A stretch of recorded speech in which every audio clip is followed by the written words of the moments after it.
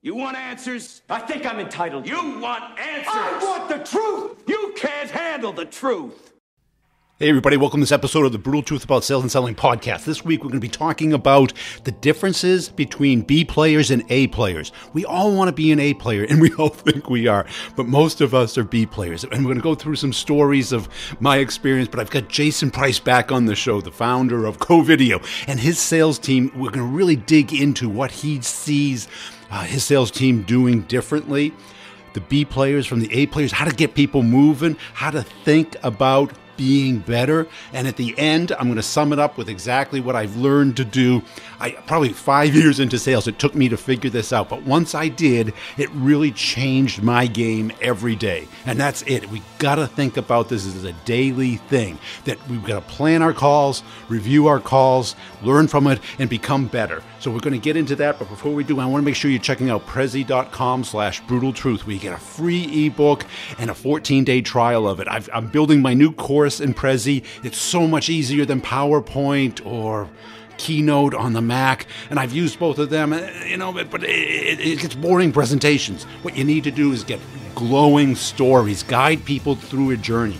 Also, the blog posts that there's a new ebook on nudge.ai on how people make buying decisions. You have to read this. You have to understand how your customers are buying. It's all changed. It's completely different than what everyone is teaching. I see it all the time. Podcasts, internet stuff. They're all teaching the same old crap that they've been teaching for 30 years, and it doesn't work anymore. And they blame us. It's not our fault.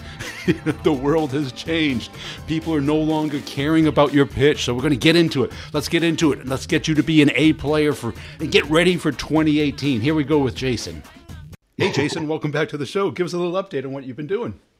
Hey, Brian. First of all, thanks for having me back. It's good to be back on the show. Last couple of weeks been busy. We had a presentation out at the Salesforce Dreamforce conference where we talked about an outbound BD process that we've created here that actually uses the Salesforce platform that we've had a significant ROI generating in terms of creating new leads and new opportunities. And I'm actually doing another live version through a webinar with Salesforce today, just really giving sales professionals some ideas on how they can generate more leads for themselves. So it's been a busy couple of weeks. Great. How's the year turning out? It's been a great year for us. We're in a position now, if going back when we started the company in 2004, the way that communication has evolved, video is on the top of almost every marketer's mind right now. Most VP of sales, as you talk to them, they're looking at new ways to sort of create a better engagement when they reach out to prospects and customers. And so video, whether you're at trade shows or you're looking online, it is one of the top things that a lot of people are talking about. So we're just in a great position right now. If you look at, I think next year, Google is predicting 90% of all traffic is going to be video. And so, the long haul that we've had since 2004 to get to this point, we're positioned very well. So we've grown like crazy this year, and it's been a fun year doing it. Excellent. Hey, what's really been really popular on the podcast is when I talk to sales leaders about, what's the difference that they're seeing between the great players on their team, the ones that are just blowing it out, the ones you can count on every quarter, and then the ones who just aren't there yet. What are you seeing? Well, I think we can look at a couple of things. The first item that I noticed is it's actually the simplest thing is the sales reps that close the most on my team. What they're able to do is sort of segment their leads better in the sense that, if they have 50, 100, 200 leads, they're much better at understanding where their leads are at in the process, understanding where the relationship's at, and which lead is most likely to close at any given time. I think a lot of times what I notice with maybe someone that doesn't close quite as much is they sort of rotely run through their Salesforce tasks. They run through their follow-ups just because it's what they're supposed to do, right? They got a task, it's the day to follow up. But that's not always the best approach. And so I noticed that the best sales reps on my team do a much better job of prioritizing their follow-ups. And then secondly, going back to the relationship piece, they just do a much better job in the discovery. They build a relationship with the customer. They ask the right questions. They're able to deliver a more targeted solution based on filling some needs for that particular customer. And because they're building that relationship, it sort of makes that prioritization of the follow-up much easier. So they sort of know where each lead is at within the sales cycle. So I think it's those two things combined really setting our best sales reps apart. Now, do you think it's just something that comes with time, or is it someone that just gets passionate about it? When I was selling, I just didn't like to waste my time. So if I saw, Sure. what I knew was a bonehead lead, right? Where it's like some consultant, doing some market research. And I'd see a lot of people, I got to go meet that person. It's like, no, you don't. How do you get those people to kind of develop that skill? Well, that's a great question. It comes with a couple of things. The first is confidence, right?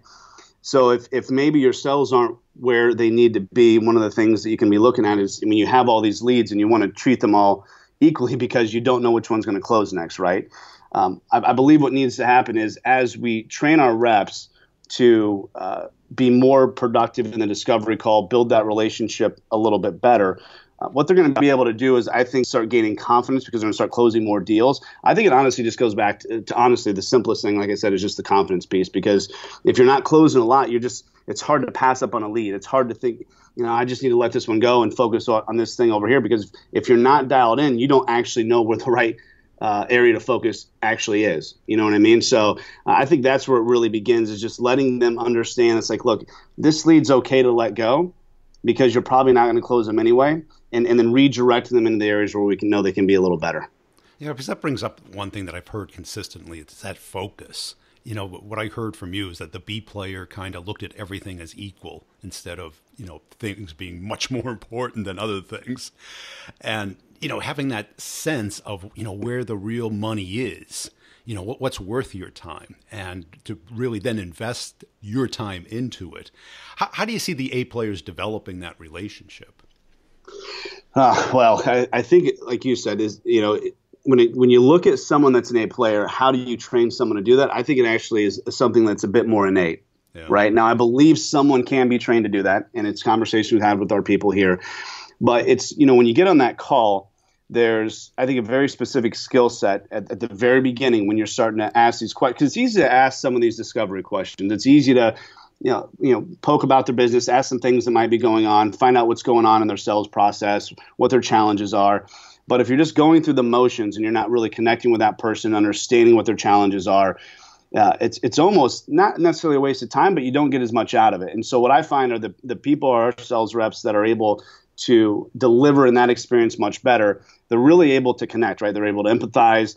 And honestly, we've looked at tons of our webinars, we've recorded them. And as you sort of listening to the people that do it very well, it just seems more natural to them.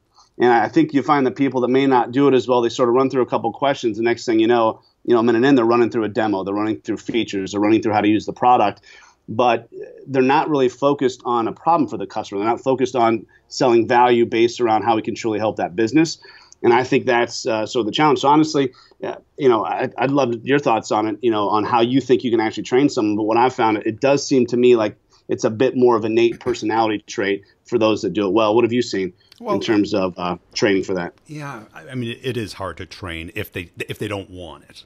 Now, I think the first thing is you got to want it.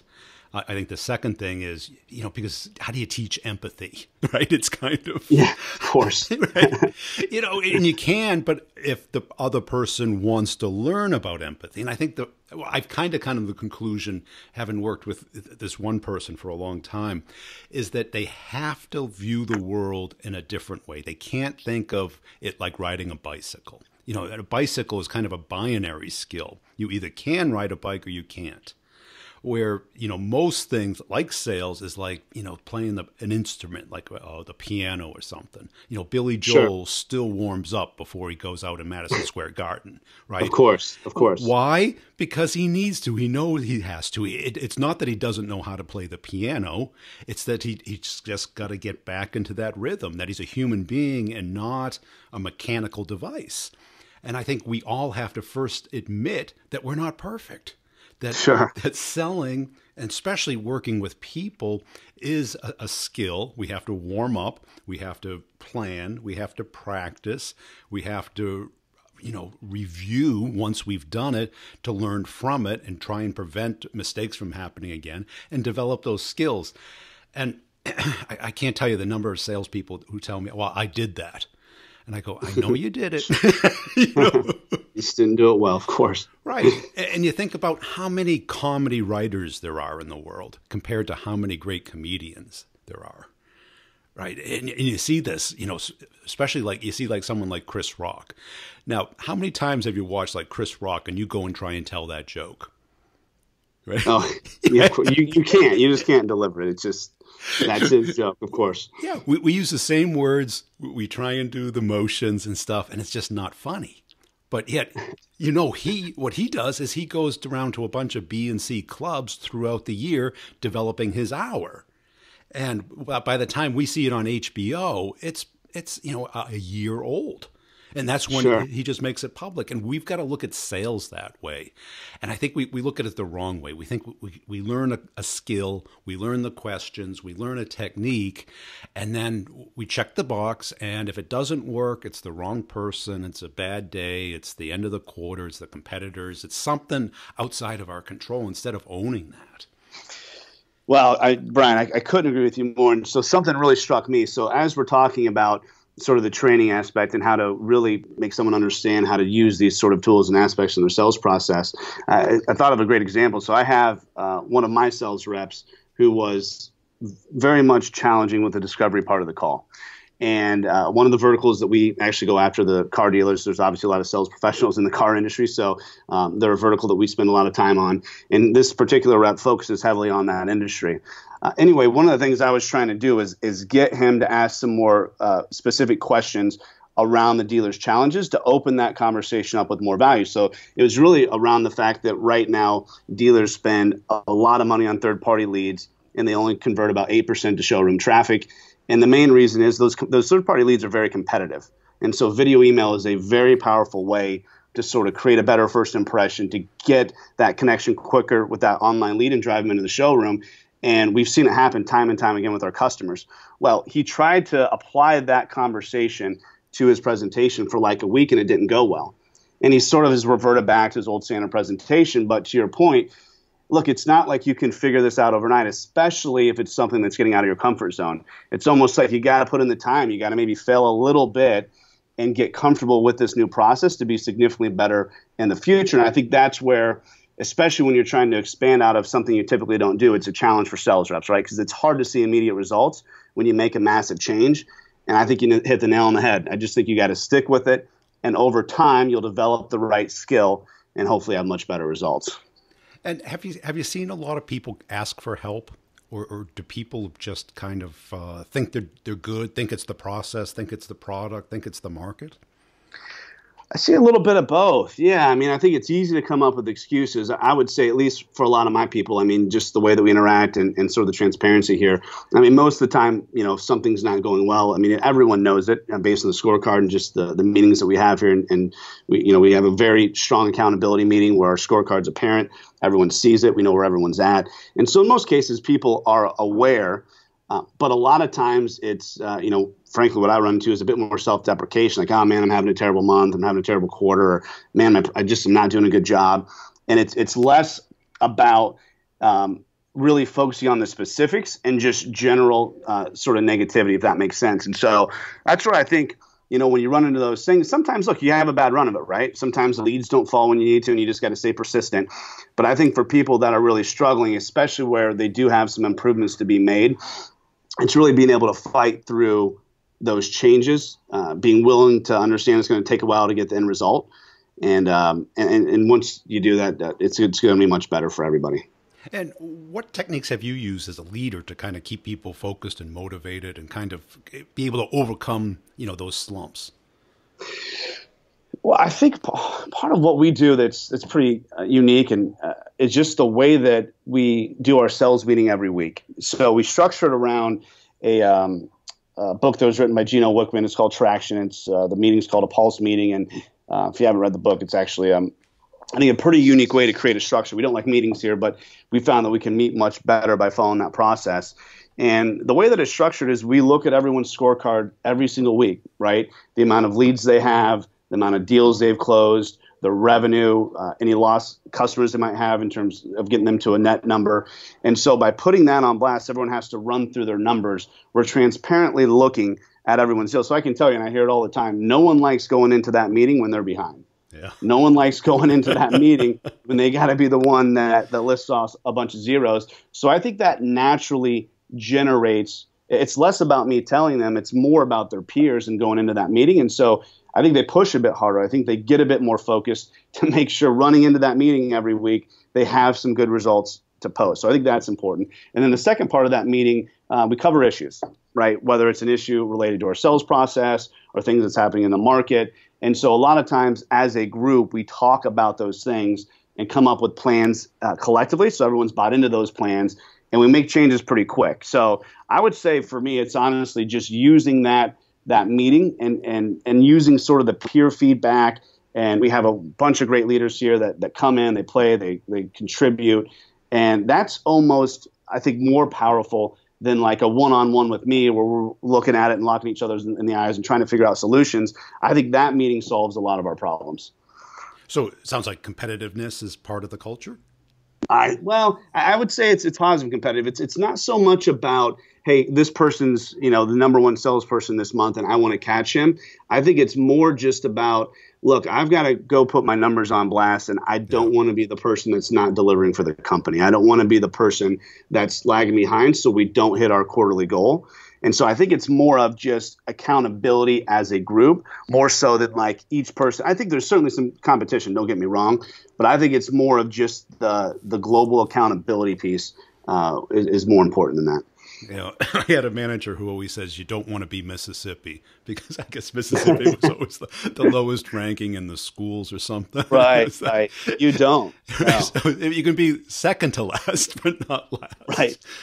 But yeah, I think that visibility and that consistency, that cadence of knowing that that's going to happen certainly gives people the incentive to, keep their game up.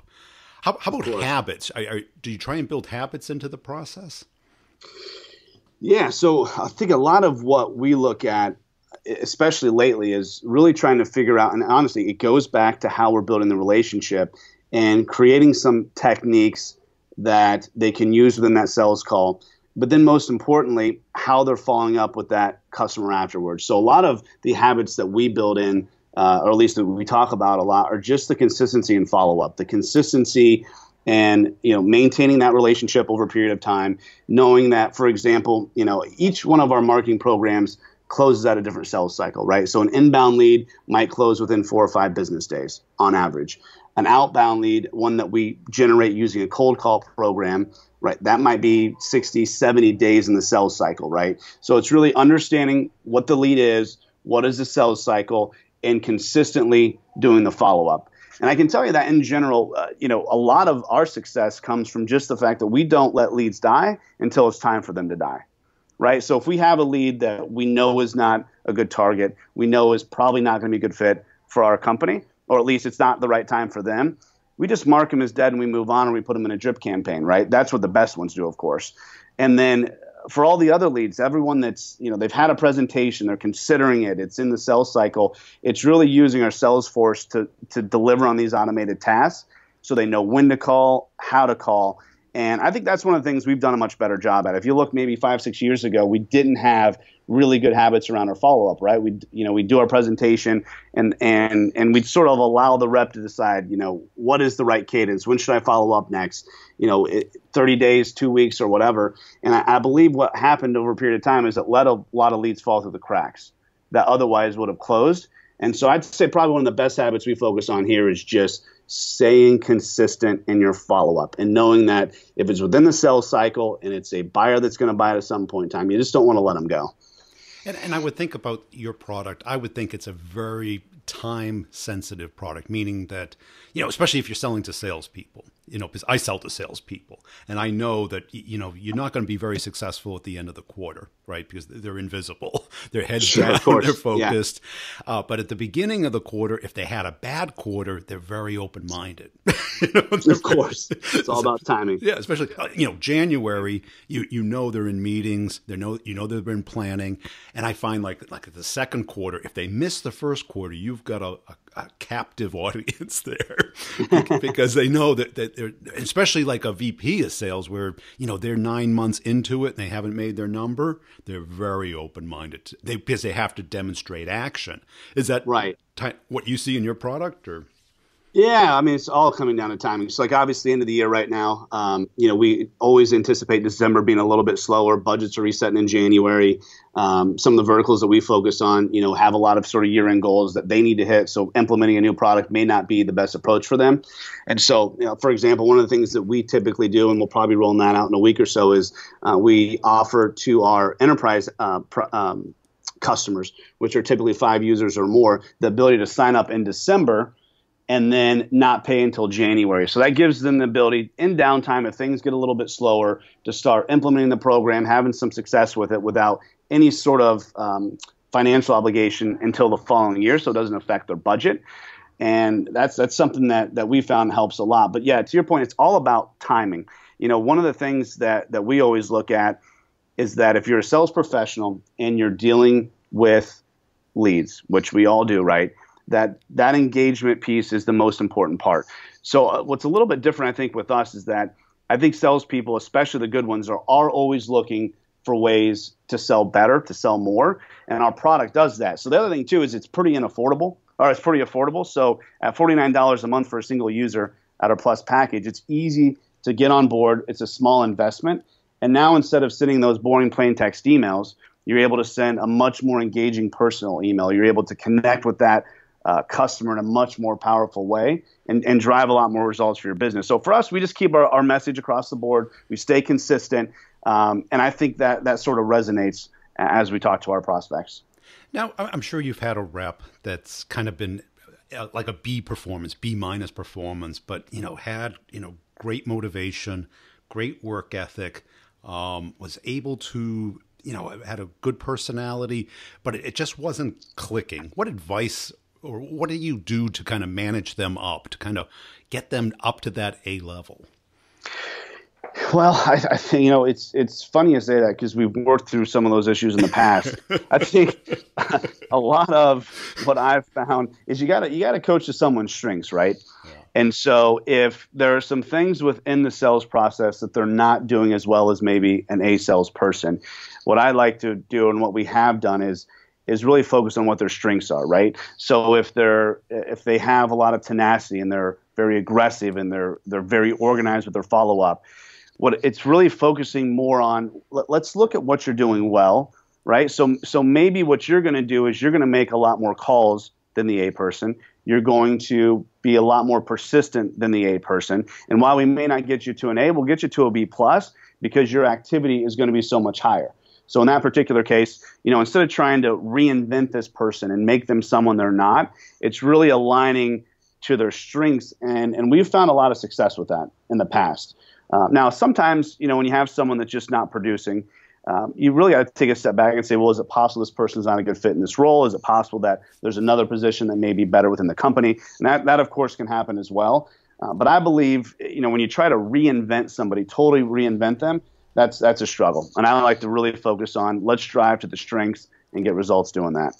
Yeah, I couldn't agree more because I see too many people, and especially in the sales training space, it's like do it my way.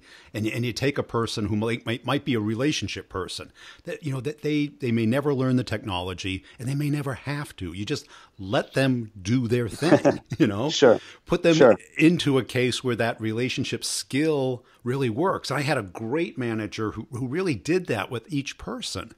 And you might have the grinder, the person who will put in 16 hours a day. You put them on maintenance renewals or upsells, something that really fits that type of personality.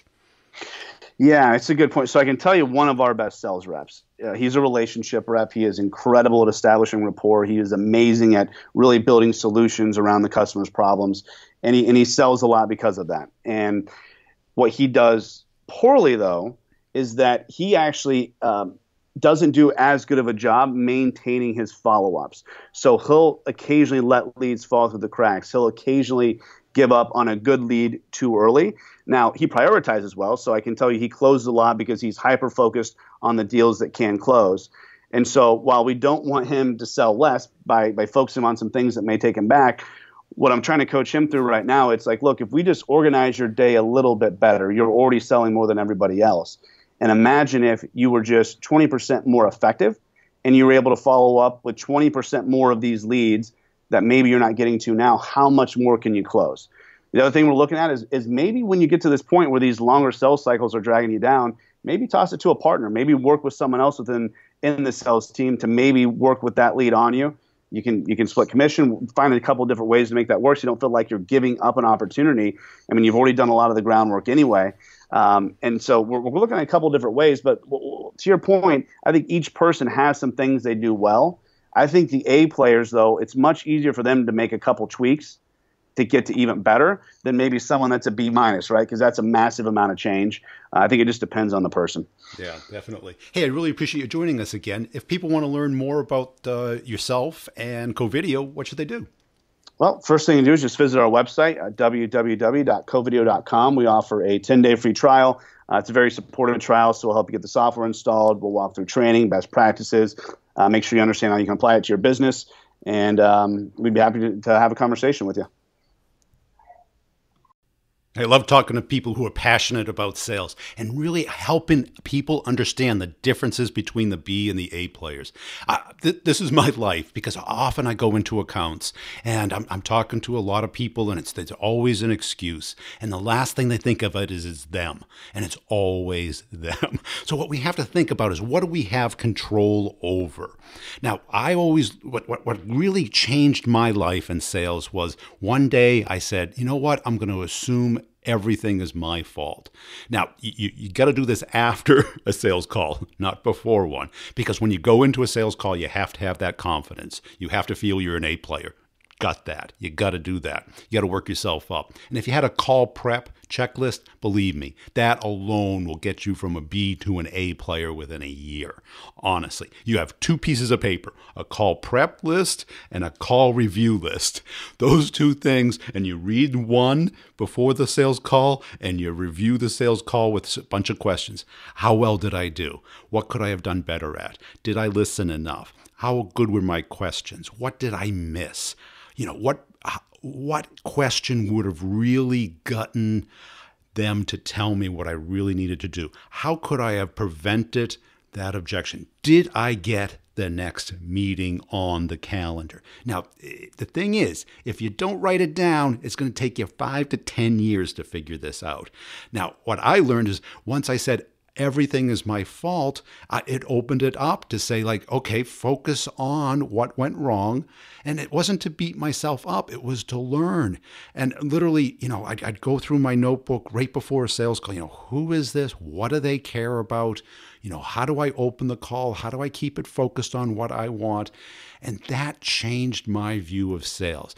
What most people say is, I've done this 1,000 times. I don't need to prepare. Yeah, sorry, you do. Why? Because everyone does this. Because this is both an art and a science, and it's not a bicycle. A bicycle, you learn how to ride it once. You know, it's a tough learning curve, but once you've ridden a bike, you know how to ride a bike. You're not Lance Armstrong, but you know how to ride a bike. Okay, this is like playing the piano. You have to practice every single day, every single time, because it's too complex. You're dealing with human beings, and two sales calls are identical. I can't tell you the number of sales calls I've been on, and I still do it. I go through my checklist before, and I review each one afterwards, and I always make mistakes. You know, it's just natural. And the better you get at this, the faster you're going to make big money, because that's what it's all about. You're going to become so good at it. So how do you do it? You got to watch other people do it. On YouTube, you can see it all the time. Watch people give pitches. Watch people give presentation. Watch TED Talks, because those are super polished. And you know you can find something wrong, something that they did. Come up with your questions beforehand. Come up with your stories, your examples beforehand. Come up with what you can give to get. You know they're going to want something, but you want something too. If you don't have it written down, that's why the map to money. The map to money is basically taking this down and giving you a visual representation of it. And I'm telling you, that's why I use Pipedrive. Pipedrive gives me a visual representation of my pipeline, the different stages. And every time I talk to somebody, I say, okay, now break this stage down. It's too much in this because things are getting stuck here for a month. How do you get, that next call in and book to keep the deal moving? That's what A players do. B players are reactive. A players know that they're playing a game. They understand the game. They outline the game.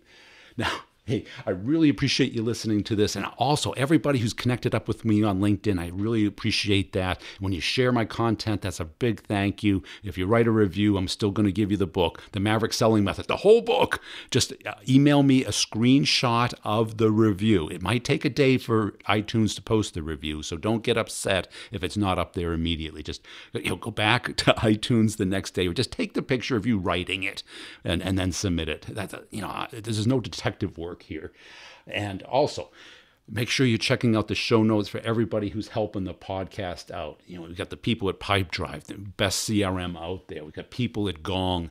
Make sure you're checking out all the interviews that I'm doing over on the B2B Revenue Leadership Podcast. I've got these great sales leaders over there. Make sure you're checking that out. You can also get the Maverick Selling Method on Audible. It's on sale if you're already a member for $3.50. You want to get it free and you're not a member, just go audible.com/brutaltruth. Make sure you're checking out Prezi. Same thing, prezi.com, Brutal Truth. Just try it out. You're going to love it. Going to see you next time. I got some great episodes coming up. And let me know what topics you'd like to hear about and any other guests you'd like to have on the show. Thanks for listening. Oh, wait, I forgot. Make sure you look for the Start the Conversation, Get the Meeting course. It's coming out January 1st. It's going to start 2018 strong. And what I've done, I've been teaching this class in person. I'm going to put it online. It's going to be a combination of online, slides and videos and examples and some little consultation with me. I'm going to record the consultations and put them up. So we're going to have a bunch of use cases of how people have applied it and the results that they're getting. The results I'm getting are insane. I'm telling you, I'm getting conversations and meetings started with these great people. Business is blowing up. You're going to love this. It's going to be very limited. I'm going to limit maybe 10 or 20. I don't know how much time I'm going to have in Q1 because Q1's a busy quarter for me, but it's going to include a lot of consultations. So basically you can tell me, okay, Brian, I sell to these people and this is what I'm doing. Okay, take the course, do this, this, and this. Give me the results and let's hone it. You're probably moving too fast. That's the number one problem. So look for it January 1st. It's going to change the sales world. It's going to be very limited. It's going to be half price for a few people in January, and it's going to be very limited. Then I'm going to open it up probably around March. It's going to be twice the price, and it's not going to have the consultation. So if you want to crush it and learn how to get great meetings and just blow your number up in 2018, keep an eye out for it. And preferential treatment will be given to the people who share my content and support the podcast. Tell a friend. Come on, spread the brutal truth. I want to know the truth because deep down in places that you don't talk about at team and management meetings, you want me on that call. You need me on that call. We use words like fleet view, volume control, total cost of ownership. We use these words as a backbone of a life spent negotiating something. You use them as a punchline. I have neither the time nor inclination to explain myself to people who rise and sleep under the very blanket of revenue that I provide and then question the manner in which I provide it. I would rather you just said thank you and went on your way. Otherwise, may I suggest you pick up a phone and make some sales calls. Either way, I don't give a damn what you think you're entitled to. Did you expense the lap dances? I did the job I was hired. Did you expense the lap dances? You're goddamn right I did!